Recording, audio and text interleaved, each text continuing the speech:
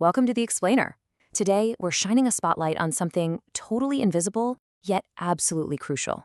It's a system working behind the walls and under the streets to protect you every single day. We're talking about a hidden danger in your pipes, and more importantly, the incredible mechanisms we use to stop it. If you've ever turned on a tap and just trusted the water that came out, and honestly, who hasn't, this explainer is going to completely change how you view that simple, everyday act. We are diving deep into the science and the regulations that keep our drinking water safe. So, let me ask you a crazy question. Could your clean drinking water literally flow in reverse? I know, it sounds like the plot of a disaster movie, right?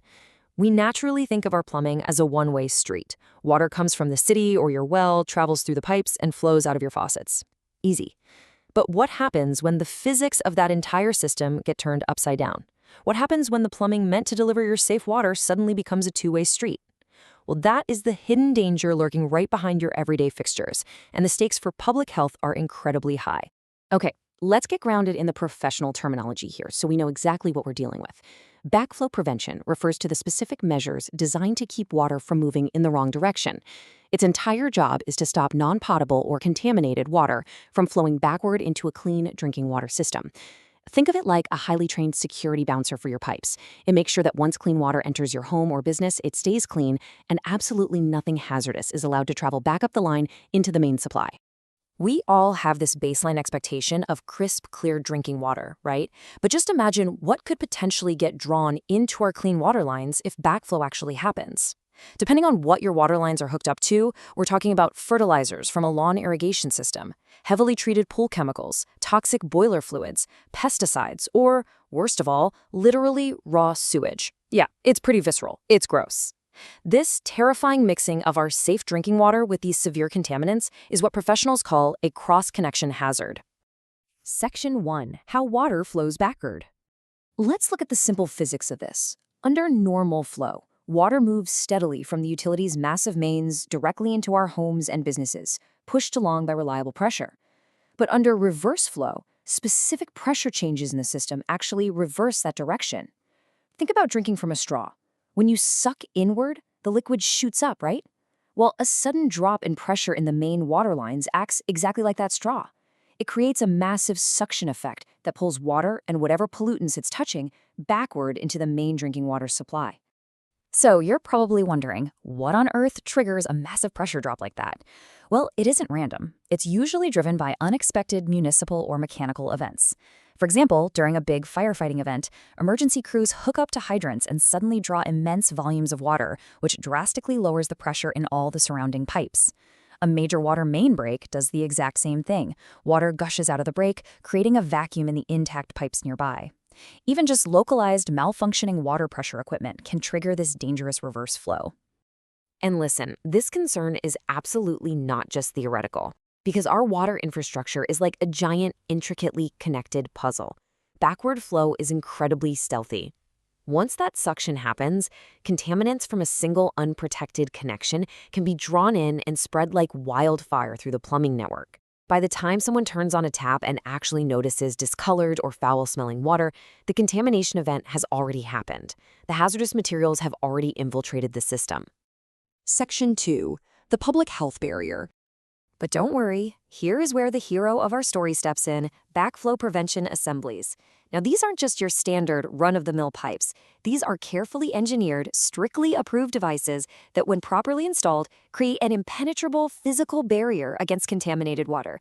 They are the ultimate gatekeepers. Their only job in the world is to reduce the likelihood that any of those gross contaminants we just talked about ever reach the public network.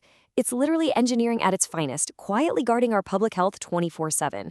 Now, because different setups have different risks, jurisdictions require specific assemblies. On one hand, you have basic check valves, and on the other, you have highly specialized backflow preventers. The mechanics inside these things are brilliant. They allow normal flow in one direction, but the second the pressure drops and water tries to move backward, internal mechanisms immediately slam shut, completely blocking the reverse flow. And you don't just guess which one you need. The choice depends entirely on the hazard level of the connected source and the specific plumbing setup. Section 3. The law and your role. There's a rule of thumb in the industry. Backflow prevention is required by law because utilities and regulators have a duty to protect the public's drinking water. I think that's such a powerful statement. These mandates, they aren't just annoying bureaucratic red tape or local government overreach. They exist as an absolutely essential public health shield. Local plumbing codes and water utilities enforce these measures because, frankly, the cost of a compromised public water supply is just way too high. Let's break down what these legal mandates actually look like for you and me. First off, the law mandates protection for any connection that could introduce contaminants, even if you only use that connection intermittently. And you can't just install a device and forget about it. No way. The law requires periodic testing to make sure the mechanics haven't failed. It demands strict documentation of those tests, and crucially, it mandates immediate corrective action if a device fails an inspection. Keeping our water safe requires rigorous, ongoing vigilance. So, what's the actual game plan? What do homeowners and business owners need to do? Well, it boils down to 4 really practical steps. Step 1. Install the required backflow preventers. This is especially huge for things like irrigation systems or commercial equipment. Step 2. Schedule regular inspections and testing with qualified professionals. Step 3. Keep your records up to date to prove you're compliant. And Step 4. Make sure any necessary repairs are completed promptly if the device isn't up to par. It's a pretty straightforward checklist, but it's an absolutely vital responsibility. Now, because requirements vary so wildly depending on where you live and what kind of hazards are on your property, there isn't a simple one-size-fits-all answer here. Which brings us to the absolute most reliable next step you can take after watching this explainer. Check with your local water utility or municipal code office. They're the authorities who can confirm exactly what protection your specific property needs, and they'll tell you exactly what your testing schedule should look like. So, I'm going to leave you with this final provocative thought to chew on.